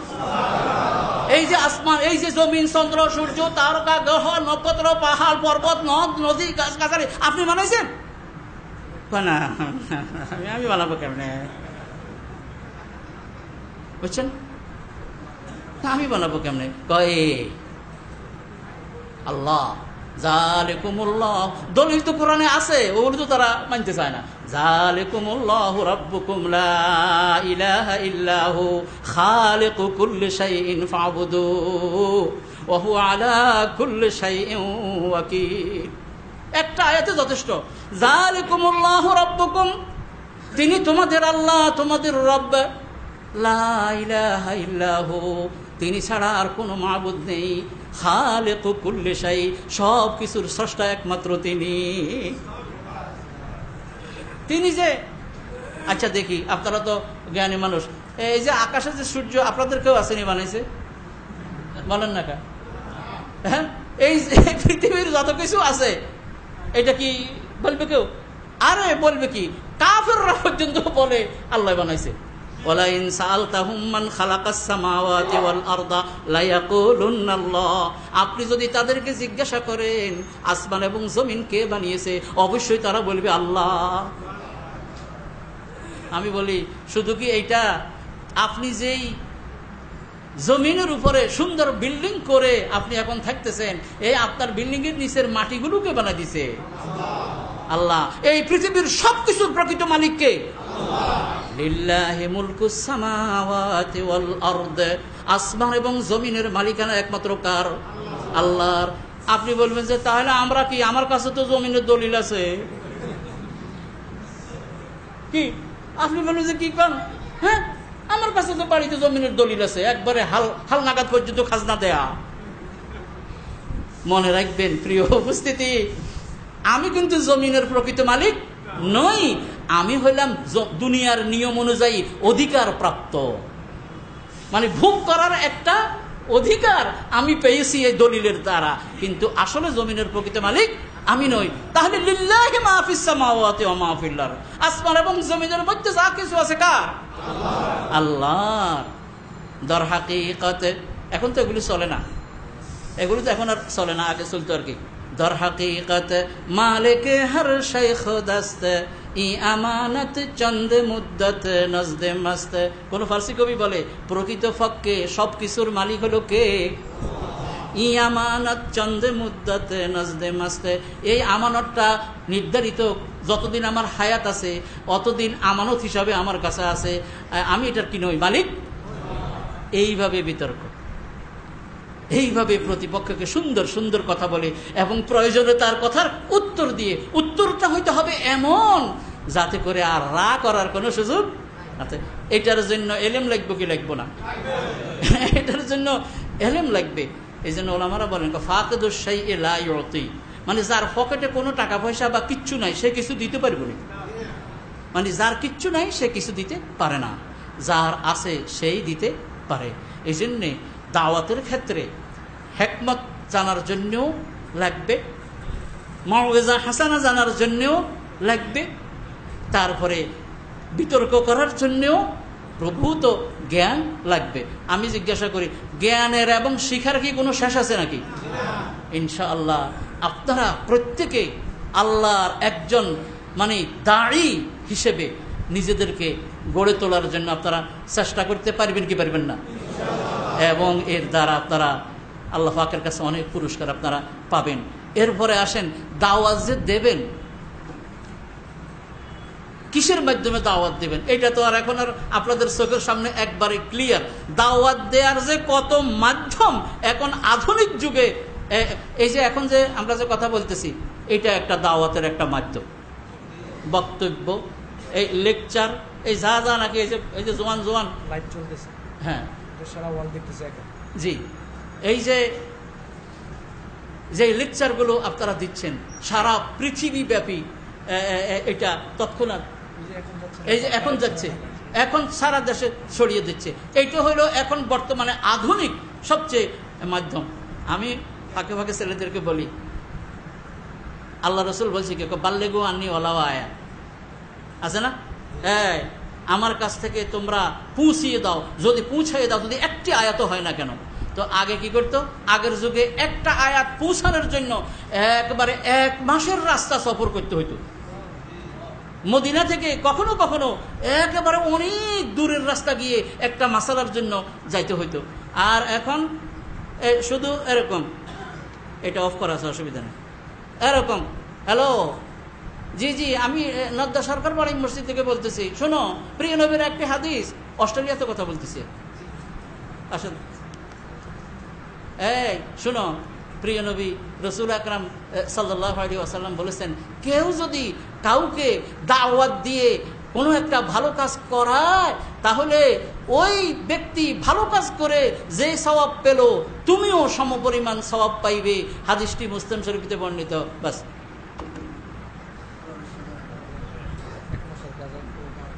1 মাসের কাজটা কি, সাথে সাথে এটা সারা পৃথিবীতে যে আপনি বললেন ছড়িয়ে পড়েছে। তো এখন ওয়াসাইল আদ-দাওয়া, মানে দাওয়াত দেওয়ার যে মাধ্যমগুলো এখন অনেক বেশি হয়ে আছে, যার মধ্যে ওই যে বললেন যেমন নাকি লেকচার, তারপরে লিখুনি, আর লেকচারের যে কত গুরুত্ব, এই জোয়ান যারা নাকি মানে বক্তব্য দেয়, বিশুদ্ধ বক্তব্য। দেখেন মুসা আলাইহিস সালাতু ওয়াস সালামকে আল্লাহ যখন নবী বানাইছে, তখন মুসা আলাইহিস সালাতু ওয়াস সালাম বলছে কি, কয় যে আমার এখানে একটুখানি দেখছেন, কারণ দাওয়াতের কাজ করতে হবে, এখানে তো এইটা লাগবে 1 নম্বরে, মেশিনের মাধ্যমে যাইবে, কিন্তু যেটা যাইবে সেটা তো এখান থেকে বলতে হবে। আপনারা জানেন মুসা আলাইহিস সালাতু ওয়াস সালাম এই দাওয়াতের এটাও একটা, যদি আমি মনে করি এখানে আমার সহযোগীর দরকার আছে, এখানে আমার সহযোগীর দরকার আছে, তখন একবারে মানে সহযোগী চেয়ে নিতে হবে। মুসা আলাইহিস সালাতু ওয়াস সালামকে যখন আল্লাহ বলছেন, যাও তোমাকে মুজিজা দিলাম, দেখেন মুজিজা দিলাম, এখন যাও, লাঠি দিলাম যেটা সাফ হয়ে যায়, বগল তলে হাত রেখে আবার হাত করলে একবারে আলোর ফোকাস বের হয়ে যাবে, এইবারে যাও, ইযহাবা ইলা ফিরআউনা ইন্নাহু তাগা। মুসা বলছে কি, দাওয়াতের কাজ করতে হবে, তো কি চাইছে, রাব্বি ইশরাহ লি সাদরি ওয়া ইয়াসসির লি আমরি ওয়াহলুল উকদাতাম মিন লিসানি ইয়াফকাহু কওলি। এইটা হলো দাওয়াতের একেবারে, রাব্বি ইশরাহ লি সাদরি, আমার বক্ষ যদি প্রশস্ত হয়, তাহলে প্রশস্ত বক্ষ থেকেই তো আসবে উচ্চারিত আমার মুখ দিয়ে। এজন্য বলছে আমার বক্ষকে, আমার হৃদয়কে খুলে দেন, প্রশস্ত করে দেন। ওয়ায়াসসির লি আমরি, আমার কাজকে সহজ করে দেন। ওয়াহলুল উকদাতাম মিন লিসানি, আমার জিহবাতে যে জড়তা রয়েছে এটাকে খুলে দেন। ইয়াফকাহু কওলি, যাতে করে লোকেরা আমার কথা বুঝে। এরপরে বলে ওয়াজআলনি ওয়াজিরাম মিন আহলি, আমার পরিবার থেকে আমার একজন উজির বানিয়ে দেন। হ্যাঁ, আবার নিজে আবার প্রস্তাবও দেয়। প্রথমে দাবি করছে, দরখাস্ত করছে, আবার নিজেও প্রস্তাব দিয়ে দেয়।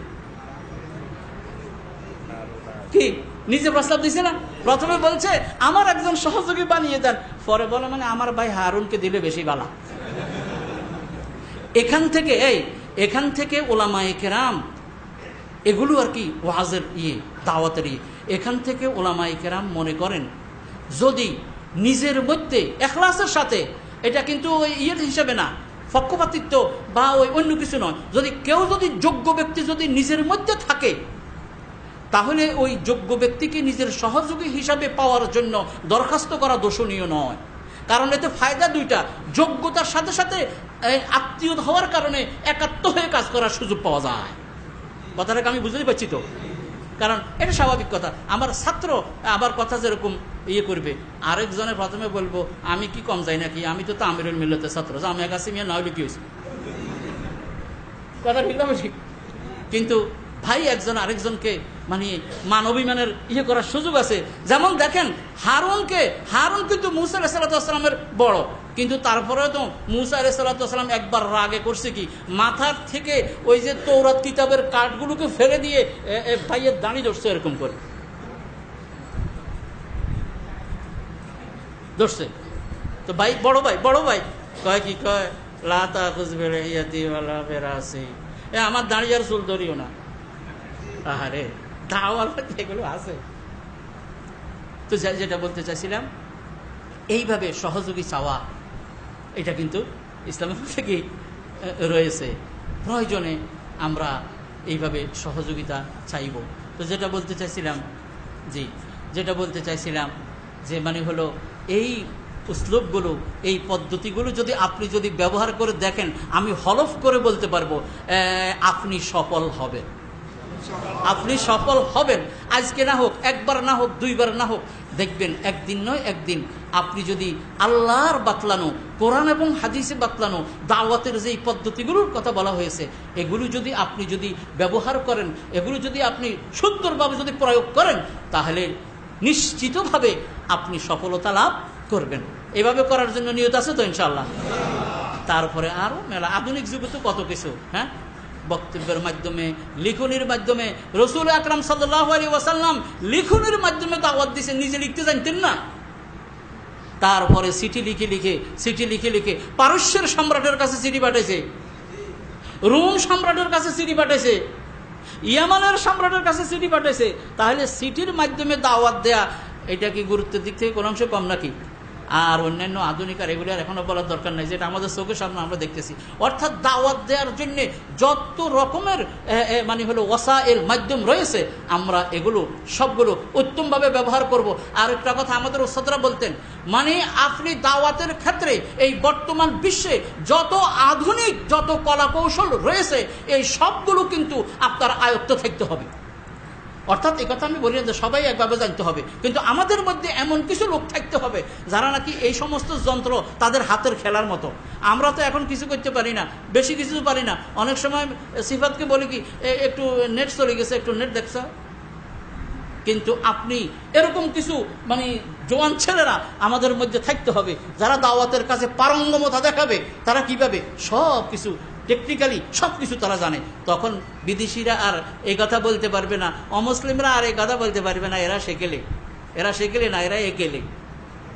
মানে এই যুগ কি আমার যুবক ভাইয়েরা আছেন না, হ্যাঁ, এগুলো এখানে বসে মনে করুন সারা দুনিয়ার মধ্যে দেখার মাশাআল্লাহ, আগে তো এগুলো কল্পনা করতে পারতো না। তো দাওয়াতের মধ্যে যত রকমের ওয়াসাইল আছে, এগুলো আমরা সব কিছু ব্যবহার করব। অবশেষে দায়ের কি কি গুণ থাকতে হয়, আমি গত রাত্রে নিজে নিজে মন থেকে বললাম। কোনো কিতাব আর তখন আর দেখি নাই, মন থেকে কয়েকটা পয়েন্ট করে শুধু নামগুলো আমি আপনাদেরকে বলবো। দায়ের গুণের মধ্যে 1 নম্বর থাকতে হবে ইখলাস। কথা ঠিক না বেঠিক? অর্থাৎ কাজটা হইতে হবে কার জন্যে? একমাত্র আল্লাহর জন্য হতে হবে। এটার নাম হলো ইখলাস। দায়ের 1 নম্বর গুণ হলো ইখলাস। 2 নম্বর গুণ হলো এলেম লাগবে। যার যতটুকু এলেম আছে সে ততটুকু বিলাতে পারবে, যার কাছে যত ফুজি সে তত দিতে পারে। এই জন্য দায়ের 2 নম্বর গুণ হলো তার মধ্যে কি থাকতে হবে? এলেম থাকতে হবে। 3 নম্বরে সব সময়ে আল্লাহর উপরে নির্ভর করতে হবে। তার প্রতিটি কাজে নির্ভর করতে হবে কার উপর? আল্লাহর উপর। কোরআনে কারিমের মধ্যে আল্লাহ পাক রসুলকে বলেন কি, ওয়াতাওয়াক্কাল আলাল্লাহ। দেখছেন, আল্লাহ পাক রসুলকে বলে সূরা আহজাবের একবারে শুরুতে, ওয়াতাওয়াক্কাল আলাল্লাহ, আপনি আল্লাহর উপরে কি করেন? তাওয়াক্কুল করেন। ঈমানদার দায়ী যিনি হবে নির্ভর করবে কার উপর? এই একটা গুণ তার মধ্যে থাকবে। এরপরে সে আচ্ছা দাওয়াত দিতে গেলে কি কোনো বাধা, কোনো প্রতিবন্ধকতা, কোনো প্রবলেম, কোনো সমস্যা, কোনো কষ্ট এগুলি নাই বোধহয়? আছে, আছে। এই জন্যেই তাকে সর্বোচ্চ ধৈর্য তাকে ধারণ করতে হবে, সহিষ্ণুতা তার মধ্যে থাকতে হবে। লোকমানে হাকিম তার ছেলেকে যে দাওয়াত দিয়েছে, নামাজের দাওয়াত দিয়ে, আমরে বিল মারুফ আর নাহি আনিল মুনকারের দাওয়াত দিয়ে শেষে বলছে ওয়াসবির আলা মা আসাবাক। হে আমার প্রিয় বৎস, এই কাজ করতে গেলে এটা কিন্তু কুসুমাস্তীর্ণ নয়, এটা কণ্ঠকাকীর্ণ। এই পথ কি কাঁটা বিছানো। এই পথে দাওয়াত দিতে গেলে তোমাকে ধৈর্য ধারণ করতে হবে। দেখছেন লোকমান হাকিমে তার ছেলেকে বলছে ওয়াসবির আলা মা আসাবাক, মানে এই কাজ করতে গিয়ে তোমার উপরে যত বিপদ আপদ আসবে তুমি কিন্তু কি করবে? ধৈর্য ধারণ করবে। প্রিয় নবী মুহাম্মদুর রাসূলুল্লাহ সাল্লাল্লাহু আলাইহি ওয়াসাল্লাম ধৈর্য ধারণ করেছে। একটুখানি বলি, আপনি যদি এখানে বসুন্ধরার এই যে যমুনার যে এখান থেকে যদি আপনি গুলিস্তানের দিকে যান, এই পথ যদি ধরেন, তাহলে আপনার এই পথে নতুন বাজার পড়বে, তারপরে ওইদিকে গিয়ে আর কি পড়বো বলেন না কেন? হ্যাঁ, এগুলি পড়বে। কিন্তু আপনি ওই পথ ধরলেন, কিন্তু এগুলো কিছুই পড়লো না, এর বাণী হলো আপনার পথ ভুল হয়েছে। কথা ঠিক না বেটি? রাসূল আকরাম সাল্লাল্লাহু আলাইহি ওয়াসাল্লাম 40 বছর পর্যন্ত উনার সেই পিওর খাঁটি নির্ভেজাল আমানতদার সত্যবাদী ছাড়া আর কেউ নাই, আর কেউ তার মতো এত সত্যবাদী নাই। কিন্তু তিনি যখন দাওয়াত দেওয়া শুরু হয়েছেন, মিথ্যাবাদী, নাউজুবিল্লাহ, তাকে বলছে মিথ্যাবাদী, তাকে বলছে জাদুকর, তাকে বলছে গণক, তাকে বলছে কবি, তাকে বলছে তারপরে যে এগুলো সব বানানো কথা, তারপরে বলছে এগুলো সব রূপকথা বলছে না। তাহলে বোঝা গেল আসলে কি এগুলির কোনোটা সত্য কিনা। কিন্তু এগুলো সব তাকে বলা হয়েছে কি হয় নাই? তো মুহাম্মদুর রাসূলুল্লাহ সাল্লাল্লাহু আলাইহি ওয়াসাল্লামকে যদি দাওয়াত দিতে গিয়ে যদি এরকম প্রতিবন্ধকতার সম্মুখীন হইতে হয়, তো আমরা কোন স্যার? এই জন্য দায়ের একবারে সবচেয়ে বড় গুণ হবে ধৈর্য। ধৈর্যের একটা নমুনা দেখাই, ওহুদ তায়েফের প্রান্ত, সেখানে যখন নাকি তিনি রক্তাক্ত হয়ে গেলেন, এমন ভাবে কিছু ছেলেদেরকে লেলিয়ে দেওয়া হয়েছে, সবাই তাকে পাগল পাগল বলে এইভাবে ইট পাটকেল নিক্ষেপ করেছে। রাসূল সাল্লাল্লাহু আলাইহি ওয়াসাল্লাম রক্তাক্ত হয়ে নিজকে বাঁচানোর জন্য একজনের আঙ্গুরের বাগানের মধ্যে ঢুকে গেছিল। তারপরে জিবরিল আলাইহিস সালাতু ওয়াস সালাম, পাহাড়ের দায়িত্বের যে ফেরেশতা, এই ফেরেশতাকে নিয়ে রাসূলের কাছে এসে বলল যে ইয়া রাসূলুল্লাহ, আপনার কওম আপনার সাথে কি আচরণ করেছে আল্লাহ পাক সেটা দেখেছে। এখন আমি আল্লাহর নির্দেশে পাহাড়ের দায়িত্বশীল ফেরেশতাকে নিয়ে এসেছি, আপনি শুধু বলেন, তাহলে মক্কার দুই প্রান্তের পাহাড় দিয়ে এভাবে সবাইকে শেষ করে দেই। আমরা হলে বলতাম শেষ করে দেন, আর দরকার নেই।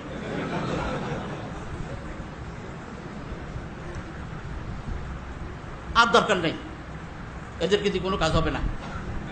এরকম কথা কিন্তু 950 বছর পরে নূহ আলাইহিস সালাম বলছিল।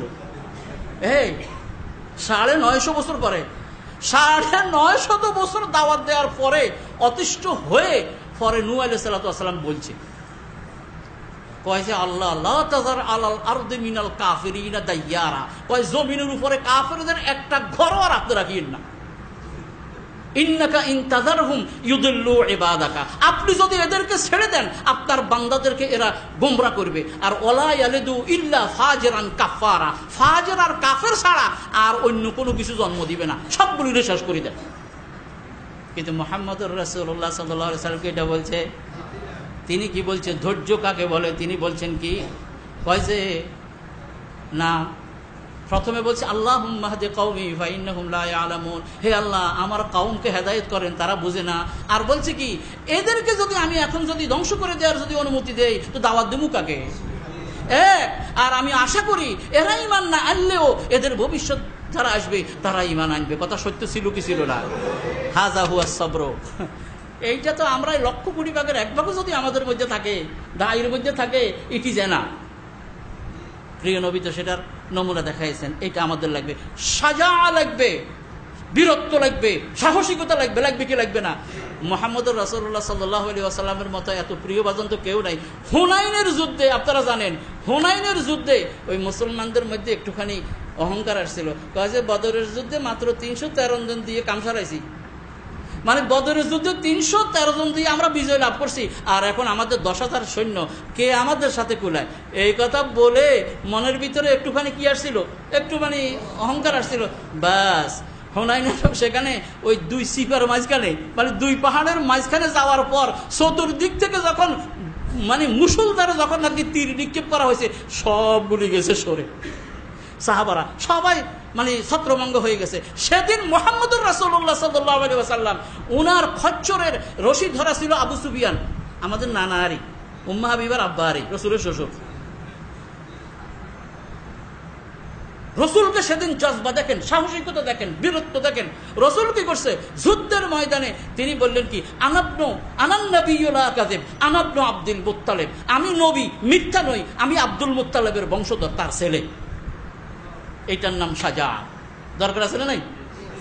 দায়ের মধ্যে এটা লাগবো, মানে প্রয়োজনে। খবরদার, আমি আবার বলি না যে আপনি লাগিয়ে যান আজকে গিয়েই, খবরদার, হুঁশিয়ার, সাবধান, এই কথা আমি কিন্তু বলি নাই। শুধু সাহসিকতা মানে যে শুধু এর মধ্যে না, সাহসিকতা লেখনের মধ্যে, সাহসিকতা কথার মধ্যে, সাহসিকতা ময়দানের মধ্যে, সাহসিকতা কত কিছুর মধ্যে। এই সাহসিকতা কিন্তু দায়ের অত্যন্ত বড় গুণ। আর নিরাশ হতে পারবে না, কখনো কি নিরাশ হতে পারবে না, সবসময় আশা বুক বাঁধবে। আর যেই কথা বলবে ভালোভাবে জেনে শুনে তারপরে বলবে। কারণ এই দেখেন সুবহানাল্লাহ, এটা কত গুরুত্বপূর্ণ। আমি যদি এখন একটা কথা আন্দাজে মারি দেই, ওই যে বললেন যে এখন সারা পৃথিবীতে চলে গেছে, বলবেন নদ্দা সরকার বাড়ির হুজুর যখন বলছে এটা বলতে ঠিক আছে, আমার অজানা কথাটা তারা জীবনভর আমল করতে থাকবে। কথাটা কত ডেঞ্জারাস। মানে আমি যদি একটা ভুল কথা না জেনে যদি একটা ভুল কথা যদি বলে ফেলি, তখন এটা বাকিরা তো আর বুঝতে পারবে না, হুজুরে বলেছে, বাস এই কথা শুনে আমার এইটা মোতাবেক সে আমল করতে থাকবে। অথচ আমি যাচাই বাছাই না করে ভুল একটা কথা বলে ফেলেছি। খবরদার, যাচাই বাছাই করা দায়ের একমাত্র দায়িত্বের অন্যতম। প্রমাণ শুনেন, কত বলবো, হ্যাঁ দলিত কোরআন শরীফে আছে। এক সাহাবীর রাসূল সাল্লাল্লাহু আলাইহি ওয়াসাল্লাম পাঠাইছে ইয়ের জন্য, যাকাত উসুল করার জন্য। এক সাহাবীকে পাঠাইছে যাকাত উসুল করার জন্য। উনি তো গেছেন যাকাত উসুল করার জন্য, মনে করেন নদ্দা সরকার বাড়ি মসজিদের এদিকে আসতেছে আর কি। ওই যখন নাকি ওই দিক থেকে আসছে, এরা দেখার সাথে সাথে রসুলের দূত আসতেছে, এরা দৌড় গিয়ে উনাকে স্বাগত জানানোর জন্য এদিকে এগিয়ে গেছে। উনি মনে করছে এরা মোরতাদ হয়ে আমাকে মারতে আসতেছে। কোরআন শরীফের আয়াত 26 বার। মানে উনারা দৌড়েছেন উনাকে স্বাগত জানানোর জন্য, উনি মনে করেছেন এরা মোরতাদ হয়ে গেছে, আমাকে মারার জন্য আসতেছে। দৌড়ে গিয়ে রাসূল সাল্লাল্লাহু আলাইহি ওয়াসাল্লামের কাছে যাই বলে কি, ইয়া রাসূলুল্লাহ, ওরা তো মোরতাদ হয়ে গেছে। রসুল কি গায়েব জানেনি? বলেন। আবার জিজ্ঞাসা করে নেই, রসুল কি গায়েব জানেনি? রসুল গায়েব না জানার কারণে রসুলও তো একটু হয়ে গেছেন। কিরে, যদি রসুল গায়েব জানতো বলতো আরে ব্যাক করো, আমি তো আগে গায়েব জানি। কি বলছিল এই কথা? কি রসুলও তো হয়ে গেছে। রসুলও কিন্তু মনে মনে ওদের বিরুদ্ধে অভিযান চালানোর ব্যাপারে চিন্তা করতেছিলেন। আল্লাহ কোরআন শরীফের আয়াত নাযিল করে বলে কি, কয় যে খবরদার, কোনো কথা বলতে বা কোনো হুকুম দিতে আগে কিন্তু যাচাই বাছাই করে দিবেন, নইলে শরম পাইতে হবে।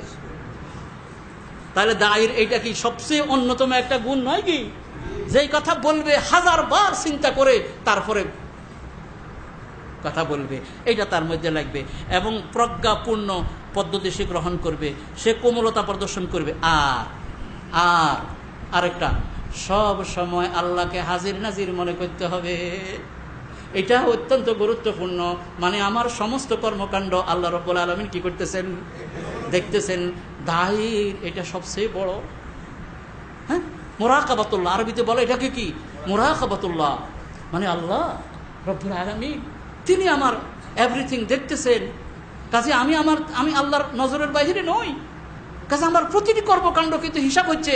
আমি দাওয়াতের কাজ করতেছি, কাজে আমার দায়িত্ব আরো বেশি। এটা কিন্তু তাকে মনে রাখতে হবে। তারপরে সব সময় আল্লাহ পাকের কাছে ধর্ণা দিতে হবে, এই আল ইবতিহাল ইলাল্লাহ। তারপরে উত্তম চরিত্রকে নিজের গলার মালা বানিয়ে নিতে হবে, দৃঢ় প্রত্যয়ের অধিকারী হতে হবে। তারপরে অন্যদেরকে ক্ষমা করে দেওয়ার মতো গুণ তার মধ্যে থাকতে হবে, কি হবে না?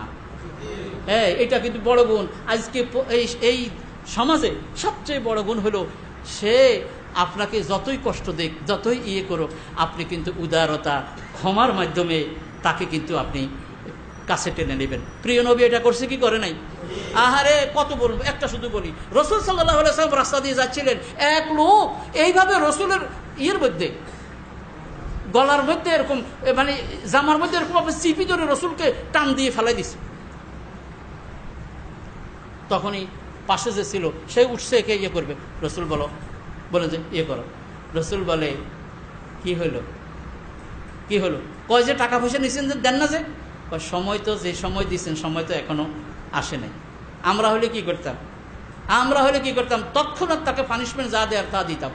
কিন্তু প্রিয় নবী দেখেন মুহাম্মদুর রাসূলুল্লাহ সাথে সাথে তাকে ক্ষমা করে দিছে। যে আল্লাহ বলে কি, ফামান আফা ওয়া আসলাহা ফাআজরুহু আলাল্লাহ, যে নাকি কাউকে ক্ষমা করে দেবে, সম্পর্ককে সংশোধন করে দেবে, তার পুরস্কার দেয়া আল্লাহর দায়িত্ব হয়ে যায়। কাজেই দাওয়াতের ক্ষেত্রে আজকে এটা কিন্তু বেশি গুরুত্বপূর্ণ। এটা আমরা করব। আমি শেষ করে দিচ্ছি। এরপরে আর সব সময় এই যে কথাটা আমার এই ছেলে বলেছে, ছাত্র আরে সব সময় আল ইতিমাদ আলাল কিতাবে ওয়াস সুন্নাহ, আমার প্রিয় ভাইয়েরা, সব সময় নির্ভর করতে হবে কিতাব এবং সুন্নাহর উপরে। আপনারা জানেন বারবার, এবং এই কিতাব এবং সুন্নাহর আলোকে উলামায়ে কেরাম যে সকল কথা বলেছেন আমরা সেগুলোকে গ্রহণ করব। কি?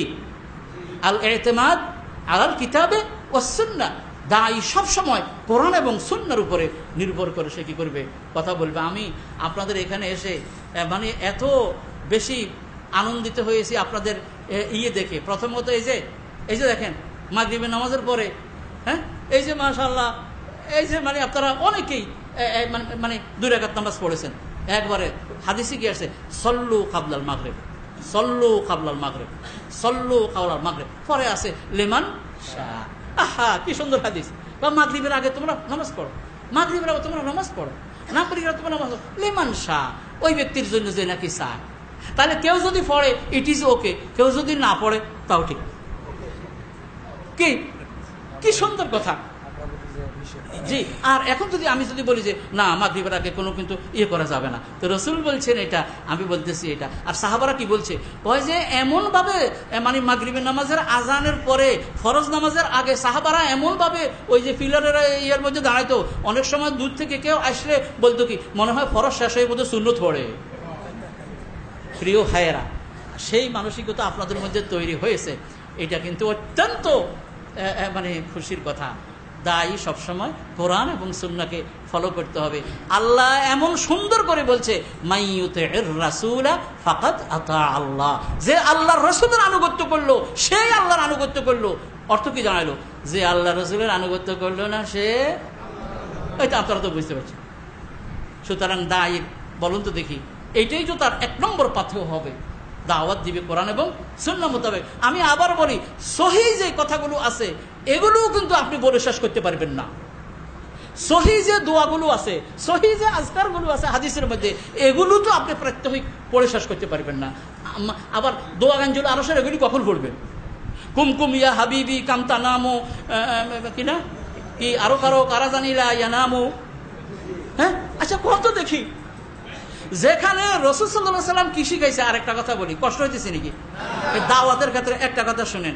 রাসূল আকরাম সাল্লাল্লাহু আলাইহি ওয়াসাল্লাম একদিন এই মসজিদের দিকে যাচ্ছেন ফজরের সময়, এটা বলে শেষ করে দিই, ঠিক আছে? মানে এটা বোঝানোর জন্য দায়ী যেন একবারে নির্ভরযোগ্য সহি কথাগুলো ইয়ে করে, দাওয়াত দেয়।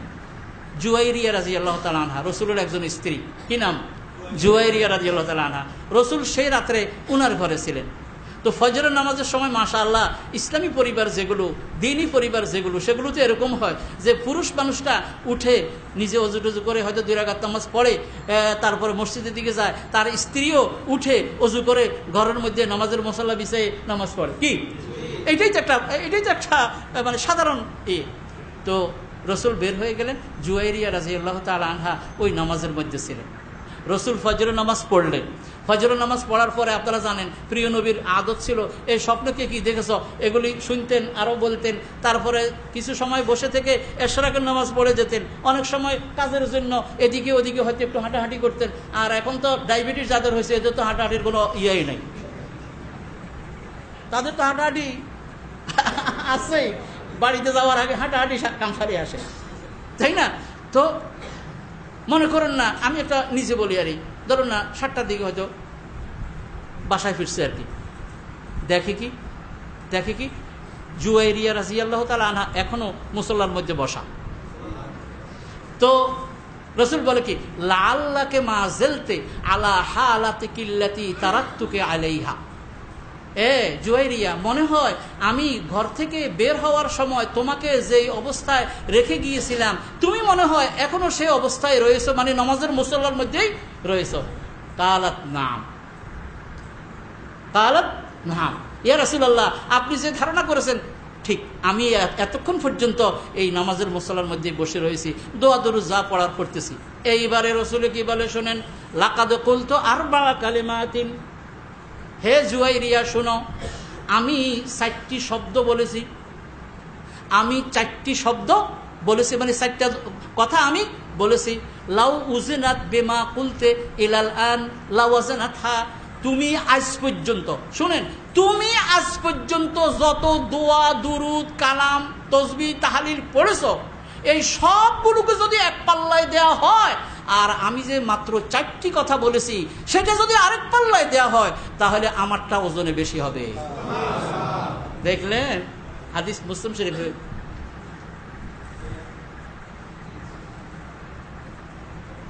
only 4 words, কয়টা শব্দ? 4টা শব্দ, মানে 4টা কথা আর কি, শব্দ মানে 4টা কথা।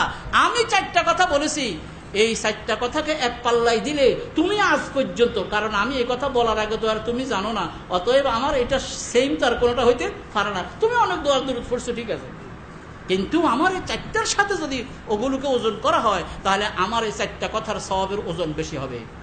আপনারা মাশাআল্লাহ বললে সবাই জানবে যে এটা তো আমাদের কমন পড়ে গেছে, সুবহানাল্লাহি ওয়া বিহামদিহি আদাদা খালকিহি ওয়া রিদা নাফসিহি ওয়া জিনাতা আরশিহি ওয়া মিদাদা কালিমাত। আবার বলি সুবহানাল্লাহি ওয়া বিহামদিহি, বলি আদাদা খালকিহি ওয়া রিদা নাফসিহি ওয়া জিনাতা আরশিহি ওয়া মিদাদা কালিমাতি। কথা 4টা আর কি, এই 4টা কথার ওজন এত বেশি। এই জন্য আজকের দাওয়াতের আলোচনার মধ্যে শেষ কথা এটা, যা করব, যা মানুষদেরকে দাওয়াত দিব, নিজে করব, অন্যদেরকে করাবো, সব যেন কোরআন এবং সুন্নাহর আলোকে হয়। আমরা কি প্রত্যেকে রাজি আছি কিনা? তাহলে অল্প কথায় এরকম বেশি সওয়াব কামাই করবেন। উনি আজীবনে যা করছে আপনি 4টা কথা বলেই শেষ। সুবহানাল্লাহি ওয়া বিহামদিহি, সুবহানাল্লাহিল আযীমের কথা তো আপনারা সবাই জানেন। এরকম এই জন্য আমি বলি বেছে বেছে দেখে দেখে জেনে জেনে, বেছে বেছে দেখে দেখে জেনে জেনে যাচাই করে করে পিওর কথাগুলি বলে অল্পতে মেলা সওয়াব কামাই করব। আর তোমরা আন্দাজ আন্দাজ শুধু মারতে থাকো থাকো। চিন্তা করেন, হ্যাঁ আপনারা কি রসুলের সুপারিশ চান নাকি? এই মানে আল্লাহর হুকুমে রাসূল সাল্লাল্লাহু আলাইহি ওয়াসাল্লাম আপনাদের জন্য সুপারিশ করুক চান নাকি? এইটার জন্য কত মিলাদ, কত জশ্ন জুলুস, তারপরে কত আরো কত কত কিছু কি।